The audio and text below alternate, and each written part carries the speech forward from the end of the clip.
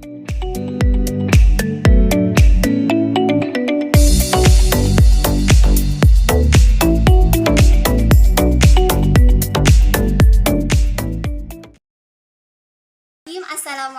warahmatullahi wabarakatuh. Semangat pagi, jawabannya pagi, pagi, pagi. Halo Ananda semuanya. Walaupun kita belum bisa melakukan pembelajaran secara tatap muka, tetapi kita akan tetap melaksanakan pembelajaran secara jarak jauh atau sering kita sebut dengan daring. Oke? Bagaimana nih kabar Ananda semuanya? Sehat? Alhamdulillah. Semoga selalu dalam keadaan sehat dan semangat. Baiklah Ananda semuanya, sebelum melakukan pembelajaran kali ini, seperti biasa kita akan memulainya dengan berdoa bersama-sama. Silahkan. Bismillahirrahmanirrahim. Raditu billahi rabba wa bil islami dina wa bi Muhammadin nabiyyan wa rasula. Rabbi zidni ilma warzuqni fahma. Baik Ananda semuanya, untuk kehadiran akan Ibu cek melalui kolom komentar. Jadi, jika Ananda mengomentari, itu tandanya Ananda hadir pada pertemuan hari ini. Dan jangan lupa, format untuk kehadiran bisa mengikuti format seperti ini. Nah, dan untuk format apabila Ananda menjawab kuis atau pertanyaan dari Ibu, formatnya seperti ini. Ingat, gunakan bahasa Indonesia yang baik dan santun. Bagaimana? Sudah siap untuk melakukan pembelajaran hari ini? Oke. Segala yang berhubungan dengan buku fisika silahkan dikeluarkan dan nanti catat poin-poin penting yang akan Ibu berikan karena selesai dari pembelajaran hari ini, catatan akan Ibu minta. Seperti biasa, sebelum memulai pelajaran hari ini, kita akan melakukan ice breaking terlebih dahulu. Silahkan fokus dan simak gambar yang akan Ibu berikan. Ini gambar apa ya kira-kira?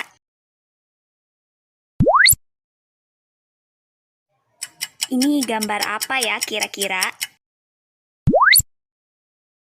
Nah, Ananda semua tentunya sudah siap bukan untuk melakukan pembelajaran hari ini? Tentu sudah siap, karena tadi kita sudah bermain tebak gambar terlebih dahulu, dan itu pasti Ananda semua sudah fokus. Nah, kita akan memasuki bab baru, yaitu mengenai konsep dari gerak.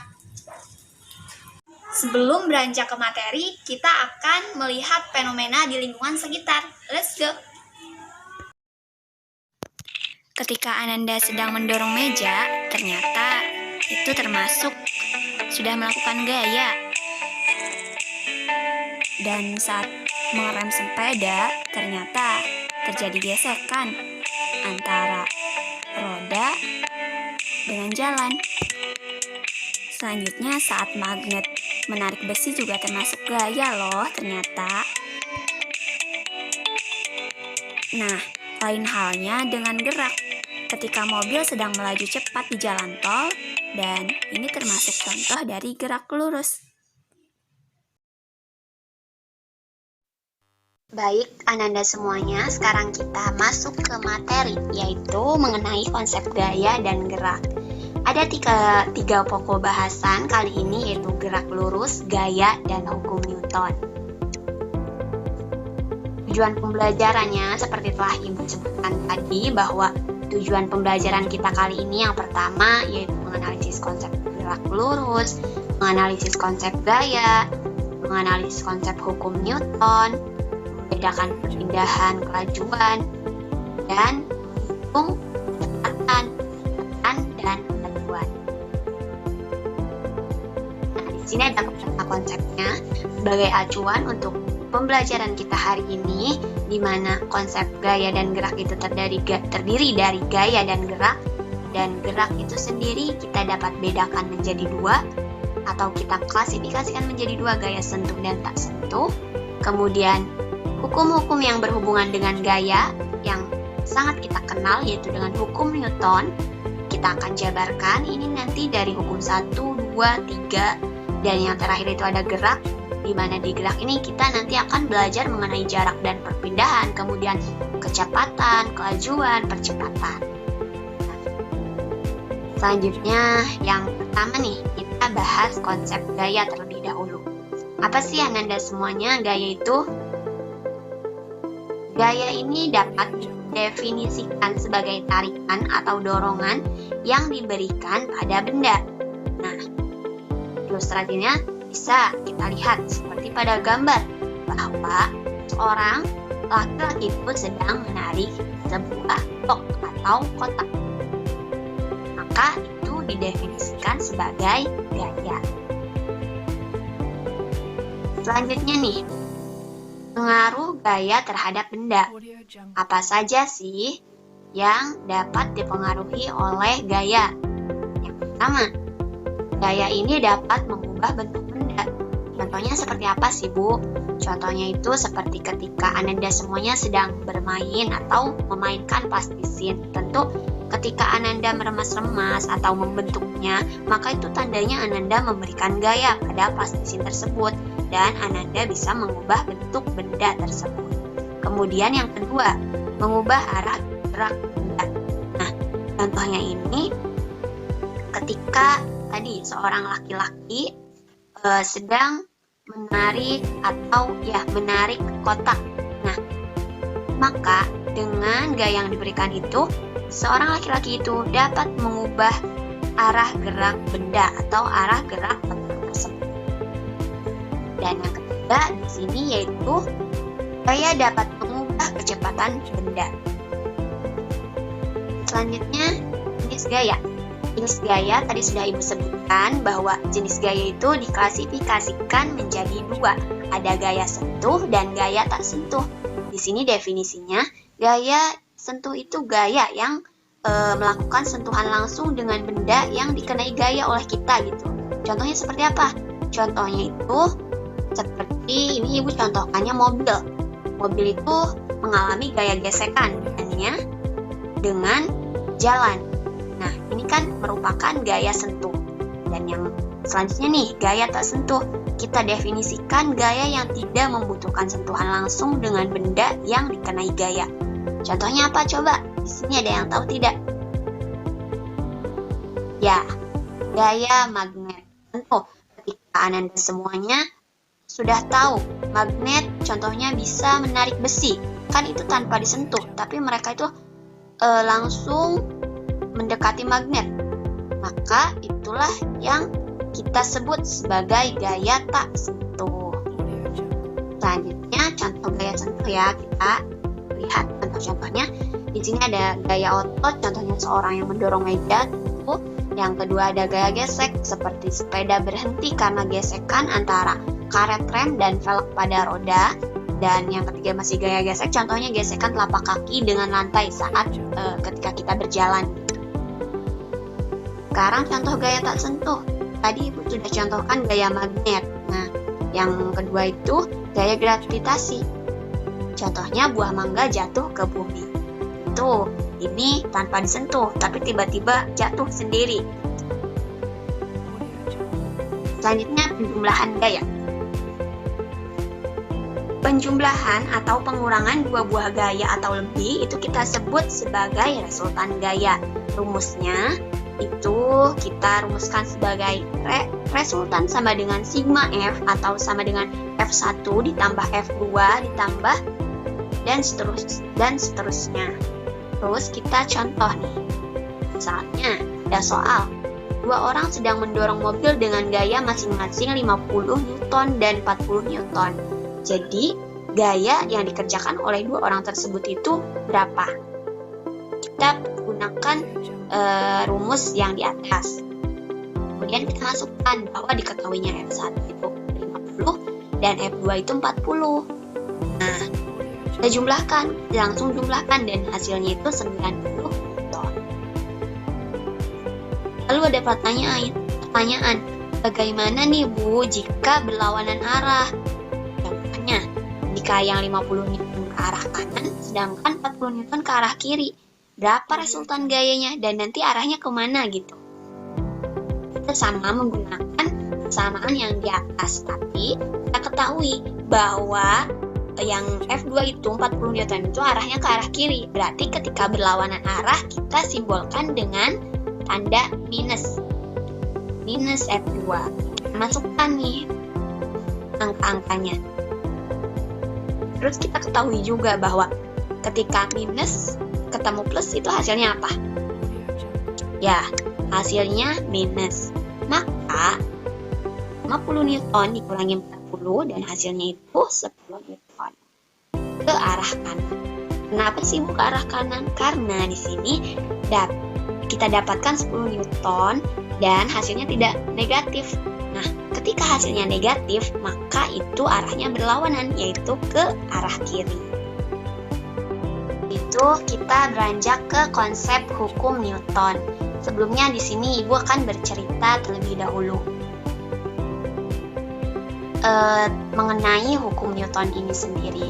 Tentu Ananda semuanya sudah tahu bukan bahwa penemu dari atau yang pencetus hukum Newton ini adalah Sir Isaac Newton pada tahun 1642.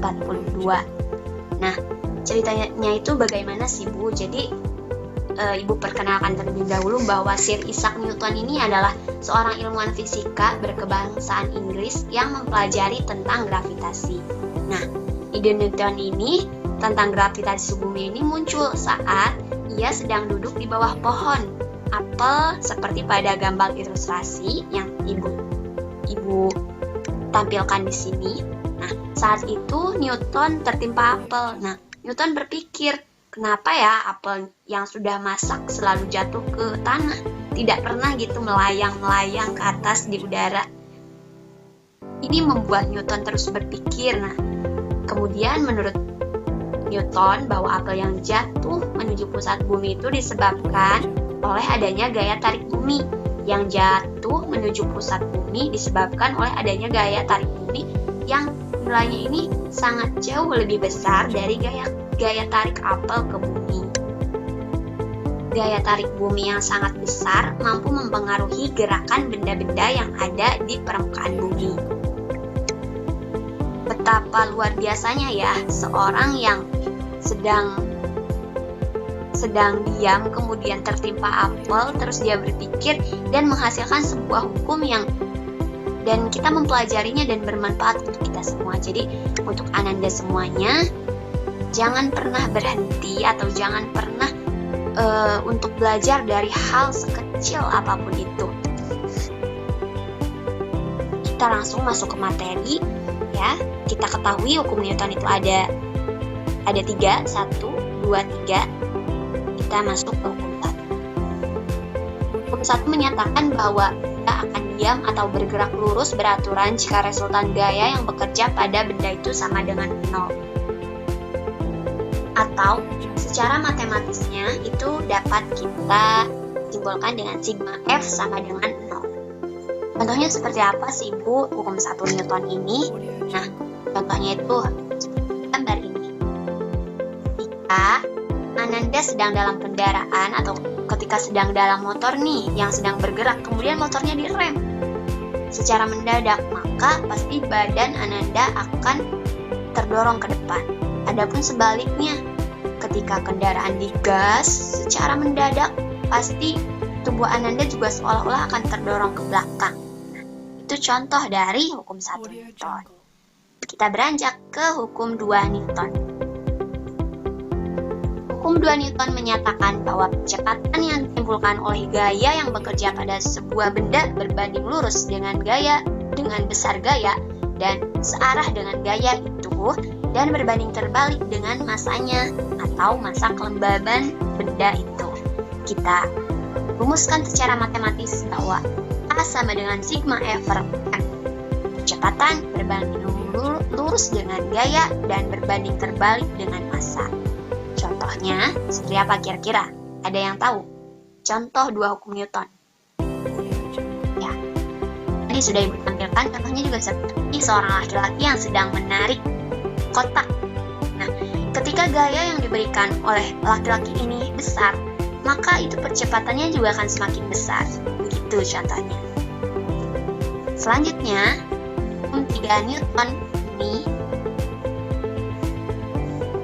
bahwa jika benda pertama mengerjakan gaya terhadap benda kedua, maka benda kedua juga akan mengerjakan gaya terhadap benda pertama yang besarnya sama, tetapi arahnya berlawanan, atau kita sebut sebagai aksi reaksi. Secara matematis kita dapat rumuskan dengan F aksi sama dengan minus F reaksi. Contohnya kira-kira ada yang tahu tidak? Apa contoh dari hukum 3 Newton?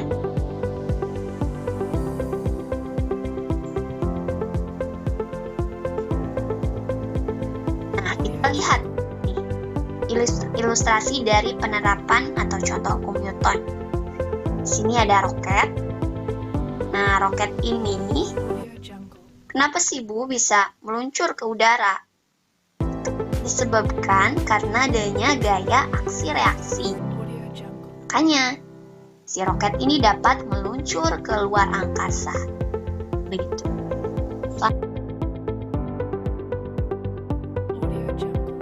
Yaitu gerak lurus. Nah, ada yang tahu nggak sih apa itu gerak? Terlebih dahulu tentu kita definisikan ya, bahwa gerak adalah perubahan kedudukan suatu benda terhadap titik acuan. Nah, dalam gerak juga nanti ada besaran-besaran seperti jarak dan perpindahan. Kita definisikan bahwa jarak adalah panjang seluruh lintasan yang ditempuh benda tanpa melihat posisi awal atau akhir, itu jarak ya. Kemudian perpindahan. Perpindahan ini kita definisikan perubahan kedudukan awal dan akhir suatu benda. Contohnya, kita sedang mengendarai kendaraan bermotor dengan sepanjang 30 km. Kemudian kita berbalik lagi arah 20 km. Kira-kira berapa jarak yang ditempuh oleh kita? Ya, betul 50 km. Jadi tinggal ditambahkan 30 km ditambah 20 km sama dengan 50 km. Kemudian jika ditanyakannya perpindahan, berapa kira-kira hasilnya? Ya, hasilnya itu 10 km. Karena kita melihat selisih antara posisi awal dan posisi akhir, dan hasilnya 10 km. Selanjutnya, dalam gerak lurus juga ada besaran nih, ada kelajuan, ada kecepatan, dan ada percepatan. Kelajuan itu kita definisikan jarak yang ditempuh tiap satuan waktu, kecepatan adalah perpindahan per satuan waktu, dan percepatan adalah perubahan kecepatan terhadap waktu. Kecepatan kita dapat kita rumuskan secara matematis, yaitu V sama dengan S per T, di mana V adalah kecepatan, dan S adalah perpindahan, dan T adalah waktu. Anda yang belum paham atau ada sesuatu yang belum dimengerti, silahkan ditanyakan di kolom komentar. Dan teman-temannya bisa langsung menjawabnya. Ibu juga nanti akan membantu menjawabnya. Dan jangan lupa untuk mengerjakan tugas di akhir video ini. Nah, jika sudah paham, tentunya kita dapat menyimpulkan materi pada pertemuan hari ini. Ayo, kita simpulkan bersama-sama.